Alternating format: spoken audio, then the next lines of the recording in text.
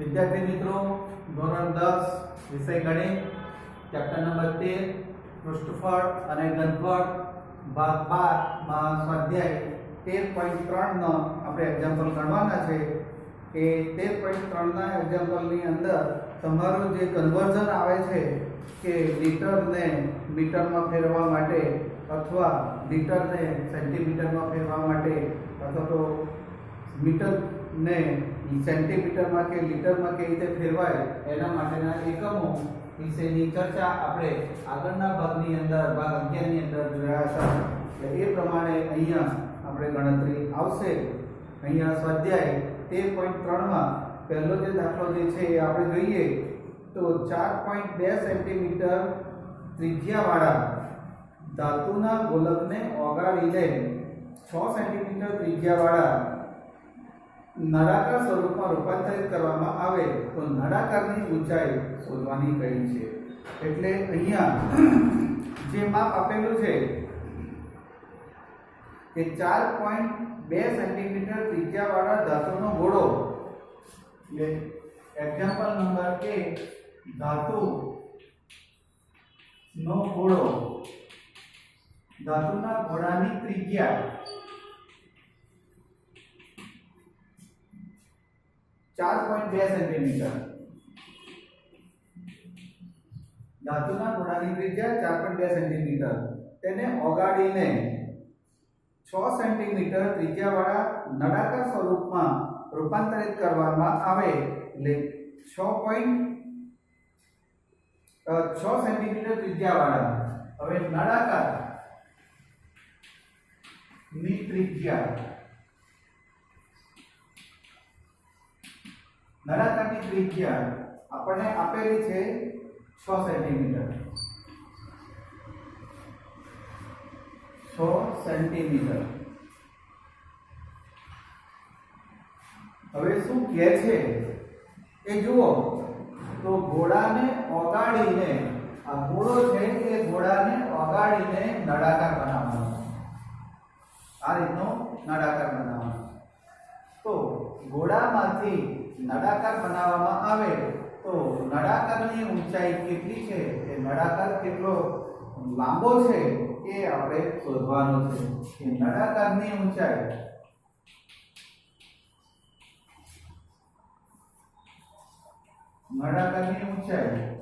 આપણે શોધવાની છે. એટલે અહીંયા તમારે સૌથી પહેલા શું કરવાનું છે કે બંને સામસામે, ગોળાનું ઘનફળ અને નળાકારનું ઘનફળ બંને સામસામે લખી દેવાનું. એટલે એના ઉપરથી જવાબ તમને સરળતાથી મળી શકે. એટલે જેનો જવાબ લેવાનો છે એને આપણે પહેલું લખીએ તો અહીંયા આવશે નળાકારનું ઘનફળ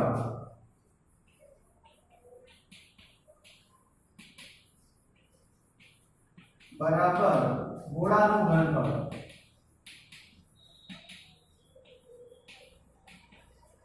નળાકારનું ઘનફળ બરાબર ગોળાનું ઘનફળ. નળાકારના ઘનફળનું સૂત્ર પાઈ r square h, capital H રાખીએ કે સ્મોલ h રાખશો એમાં કોઈ વાંધો નથી. એટલે પાઈ r સ્ક્વેર h અને ગોળાનું ઘનફળ 4/3 પાઈ r ક્યુબ. આ બંનેમાં પાઈ બંને બાજુ છે એટલે પાઈ ચિત્રમાંથી નીકળી જશે. એટલે બંને બાજુની પાઈ ની વેલ્યુ જે છે એ આપણે નીકળી જાય. એટલે અહીંયા ધાતુના નળાકારની ત્રિજ્યા 6 નો વર્ગ અને ઊંચાઈ h શોધવાની છે. 4/3 ત્રિજ્યા જે છે ગોળાની ત્રિજ્યા 4.2 એની પર 3 ઘાત એટલે 36. એટલે h બરાબર આપણે લખી દઈએ, h બરાબર 4/3 ગુણ્યા 42 ગુણ્યા 42 ગુણ્યા 42 છેદમાં 1 2 અને 3 પોઈન્ટ કાપી કાઢ્યા અને એમાં 6 નો વર્ગ કયો છે એટલે 6 ગુણ્યા 6 એ રીતે આપણે મૂકી દઈએ. તો અહીંયા આ ઊંચાઈ h તમને મળશે તો 7 6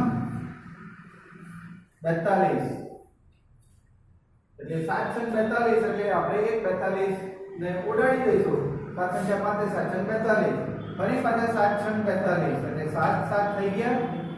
ત્યાર પછી અહીંયા આપણે 42 ભાગ્યા 3 કરીએ તો 12 × 24 12 × 36 12 13 13 × 26 13 39 14 14 28 14 42 એટલે આ 14 તારીખ 42 એટલે આનો છેદ આપણે ઉડશે એટલે 4 ગુણ્યા 7 49 ગુણ્યા 14 છેદમાં 1 2 ને 3 બરાબર 14 ચોક 56 ગુણ્યા 49 છેદમાં 1000 આ બંનેનો તમે ગુણાકાર કરશો તો અહીંયા જવાબ તમારો આવશે.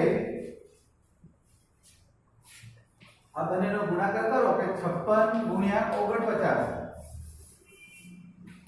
56 ગુણ્યા 49 0 6 ચોક 24 4 વધી 2 5 ચોક 20 ને 2 22 9 છમ 9 × 45 9 છમ 54 4 વધી 5 9 × 45 ને 5 50 4 4 7 2 એટલે અહીંયા 27 44 છેદમાં 1000 બરાબર 2.744 આટલા સેન્ટીમીટર નળાકારની ઊંચાઈ હશે. એ નળાકારની ઊંચાઈ 2.74 સેન્ટીમીટર થશે. એટલે આ નળાકારની ઊંચાઈ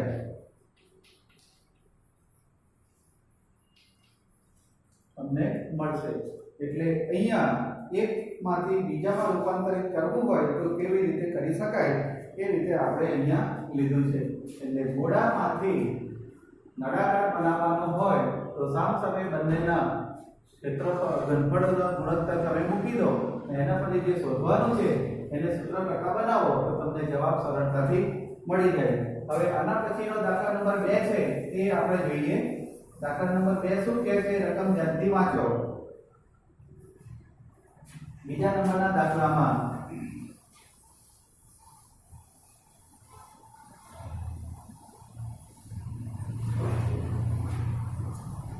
બે ગોળીઓ આપેલી છે,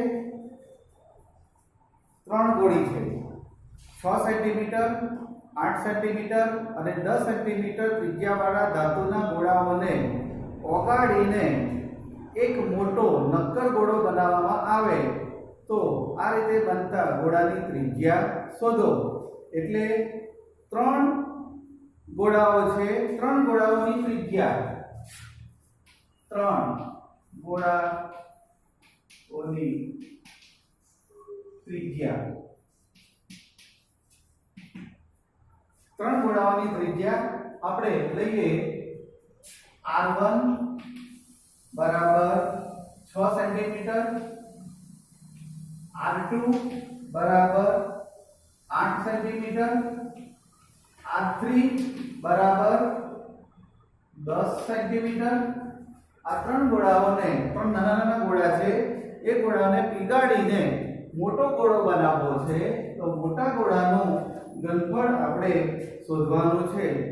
એટલે આપણે જવાબમાં લખીશું કે પરિણામી ગોળાનું ઘનફળ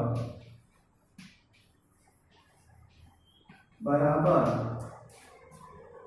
ઓગાળવામાં આવેલા 3 ગોળાનું ઘનફળ. ઓગાળવામાં આવેલા 3 ગોળાનું ઘનફળ. ઓગાળવામાં આવેલા 3 ગોળાનું ઘનફળ એટલે પરિણામી ગોળાનું ઘનફળ ની અંદર આપણે શું શોધવાનું કહ્યું છે કે જે ઓગાળ્યા પછી જે ગોળો મળે એ ગોળાની ત્રિજ્યા કેટલી છે એ શોધવાની કહી છે. એટલે 4/3 પાઈ આર ક્યુબ, એટલે આપણે આર ક્યુબ શોધવાનું છે. તો અહીંયા આગળમાં આવેલા ત્રણ ગોળાનું ઘનફળ 4/3 પાઈ આર 1 ક્યુબ પ્લસ 4/3 પાઈ આર 2 ક્યુબ પ્લસ 4/3 પાઈ આર ક્યુબ 3.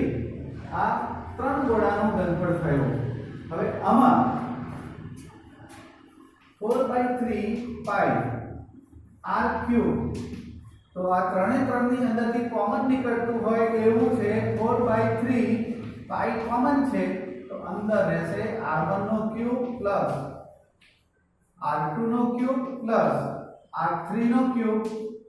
અહીંયા 4/3 પાઈ પાઈ ઉડી ગયા તો બાકી રહેશે r ક્યુબ બરાબર r1 બરાબર 6 નો ક્યુબ પ્લસ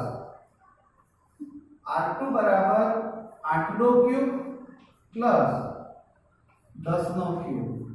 એટલે ત્રણે ત્રણના આપણે ક્યુબ મેળવવાના છે.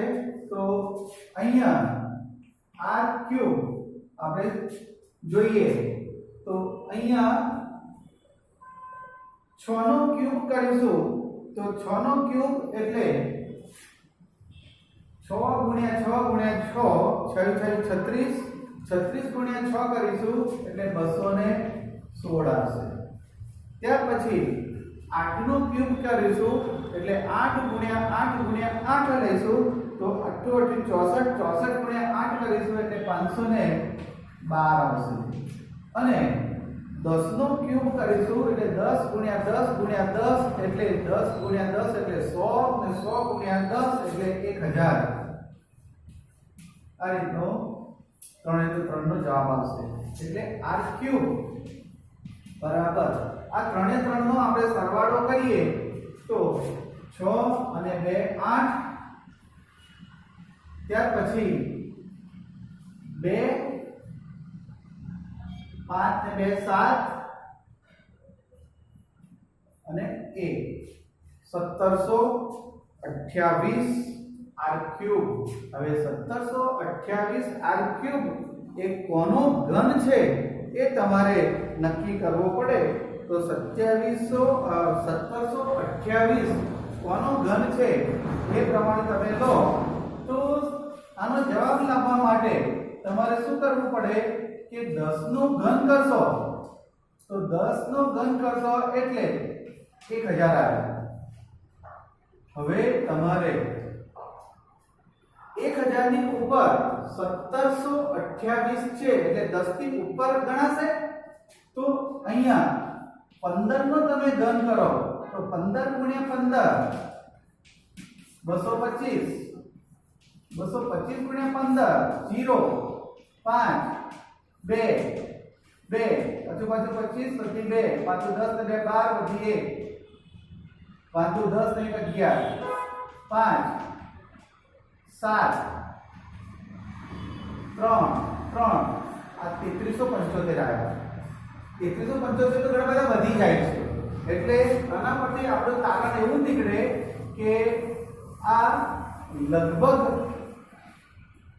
10 અને 15 ની વચ્ચેની કિંમતમાંથી જવાબ આવશે. એટલે આપણે 11 ગુણ્યા 11 કરીએ તો 11 ગુણ્યા 11 ગુણ્યા 11 તો 11 ગુણ્યા 11 કરીશું તો 121 ગુણ્યા પાછા 11 એટલે 0 1 2 1 1 2 1 1 3 3 અને 1 એટલે 11 નો વર્ગ કરીશું તો 1331 આવે છે. હવે તમારે નજીકમાં 2700 એટલે કે 1728 છે તો 1728 એટલે હવે 12 નો વર્ગ કરીએ તો 12 નો ઘન કરાશે અને પછી એનો જવાબ આપણે મેળવવા પ્રયત્ન કરીએ.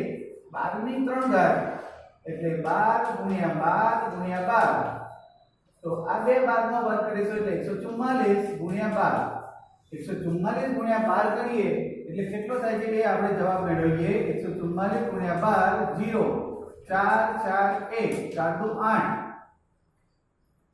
4 દુ 8 અને અહીંયા 2 તો 8 2 અહીંયા આવશે 7 અને 1 એટલે અહીંયા તમારો જવાબ આવશે r ની 3 ઘાત બરાબર r ની 3 ઘાત બંનેની 3 ઘાત પડી જશે એટલે r બરાબર 12 સેન્ટીમીટર ગોળાનું ઘનફળ આ છે એટલે કે મોટા ગોળાનો એટલે કે પરિણામી